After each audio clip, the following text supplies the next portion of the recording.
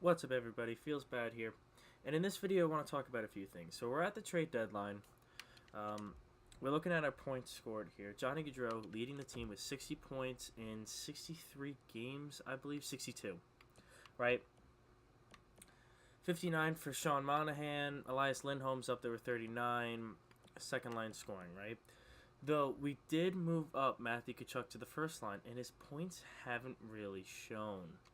So that segues to my next point. In this video, boys, we are going to have a blockbuster trade. Excuse me. Matthew Tkachuk is just not producing. And honestly, I heard he had some confrontations with the front office. He's very undisciplined in his play. And we are going to Toronto. Now you might be saying, what are we doing in Toronto? Well, we're making a blockbuster trade here. Toronto cannot sign all of these young guns, right? This team, I was thinking about it. We're a Canadian team, right? We need more Canadian boys. Some proud Canadian boys, right? Matthew Tkachuk is just not getting it done, and his play style is not working out for the Calgary Flames. And if you take a look, Toronto is not doing that well. 3 games under 500. So they're looking to do anything to improve their team at this point. Now, we are going to be going for the proud Canadian boy, Mitchell Marner. His points look nice. He has 51 points in 61 games. I know he has the -3, but that can be changed. Love his stats. He is a great playmaker, and I think he would fit the Calgary Flames pretty well. So what we're going to do is we don't want to give up too much, right? Honestly, this trade might go through 1-for-1 since they want to get rid of Marner because they don't have the money for him. And they want Tkachuk. Now, you might say, well, they don't have the money for Tkachuk either. That's not my problem. No, but I feel like Marner's going to be asking for more, considering he is at 86 overall versus Tkachuk, who's at 83, and is having a mediocre year at best. So, let's see if this goes 1-for-1. So we have Matthew Tkachuk and Mitch Marner. 1-for-1. Will it go through? Ooh, just a touch. Sweeten it just a touch. Let's see if he can throw in a draft pick here. Let's try a 5th for next year. And I forgot to say, I did pre-scout, and this was the most juicy looking trade available at the trade deadline. So, Matthew Tkachuk, Mitch Marner, and a 5th round pick for next year.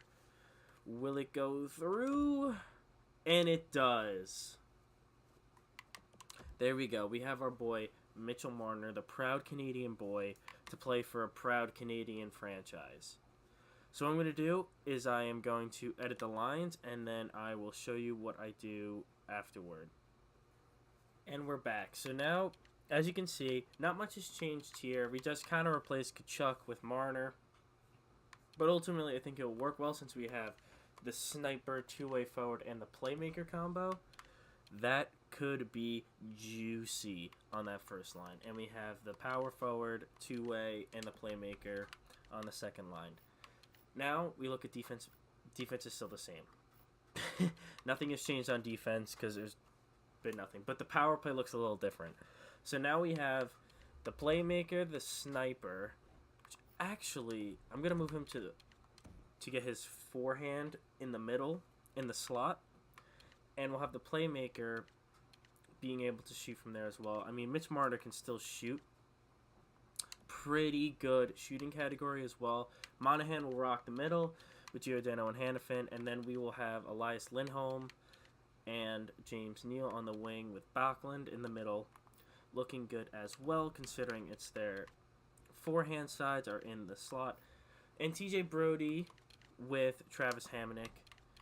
I still want to split up Brody and Giordano, though, because I think they're just playing better. On the power play, they're probably the two best, so I want to split them to really make it so both of our units can store, instead of front-loading with James Neal here instead of Marner, because Matthew Tkachuk is not really a power play specialist. So next we are going to actually sim to the end of the year and see how this team does. I'm pretty hopeful for this team now. It might take a few games for the first line to really get going because they have to kind of feel for one another. But I do have hope for this team. I do think we can make the playoffs. We're only like 3 points out of it at the moment. So, and we start off with a winning streak. Let's go, boys. Losing against Minnesota, winning against Toronto. I am going to cut to the end of the season and show you where we stand because the sim is so freaking slow. So here we are at the end of the year. We are 44, 31, and 7. We had a pretty good, what is it? March? Yeah, forgot the month. We started off with a 3-game win streak, as you saw, and then got some more important wins against Toronto and Arizona. And we actually went on a 6-game winning streak down here, which really put us into the playoffs, hopefully. I haven't looked yet, so we're going to look now with you. Did we make the playoffs, and where did we finish? We did make the playoffs in that 3rd spot, as I predicted, and Monahan went off. So let's take a look at Monahan. I really think Marner helped out that first line. Gaudreau has 79 points, and Marner, he went from 51 to 70. So he got 19 points in the last bit of the season, the last month of the season. Elias Lindholm, James Neal, and Backlund did well. The depth actually did well. I don't believe anyone was a O. Well, the 4th line really hit it hard with the plus-minus. That's not good for them. Did it hurt Doobie's growth? He's still 77, so hopefully it doesn't bring him down terribly. Let's see how our goalies finish the season. The legend Mike Smith actually finished with a .921 save percentage. That is certainly respectable. And Kari Letton actually was a good backup pickup with a save percentage of .937. So definitely respectable for both of our goalies. That's why we are in the playoffs.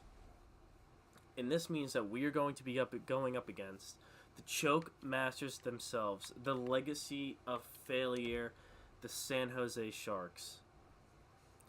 You know, the Sharks are kind of scary. They either do really well or they just shit the bed completely. So Evander Kane, you know, their top line, just to show you, I'll go in more in depth in the next episode, but Joe Pavelski had a year with 35 goals. You know, this team is very weird. I don't want to say anything to jinx us, but this team is very weird. Defensively, yeah, that is scary. Definitely beats our defense. Scary. And how is Martin Jones? Martin Jones grew to an 87. However, he did not have the best year. So we will do the playoffs in the next video. Thank you for watching. Like and subscribe if you want to. I'm not going to force you. And everyone have a feels bad day.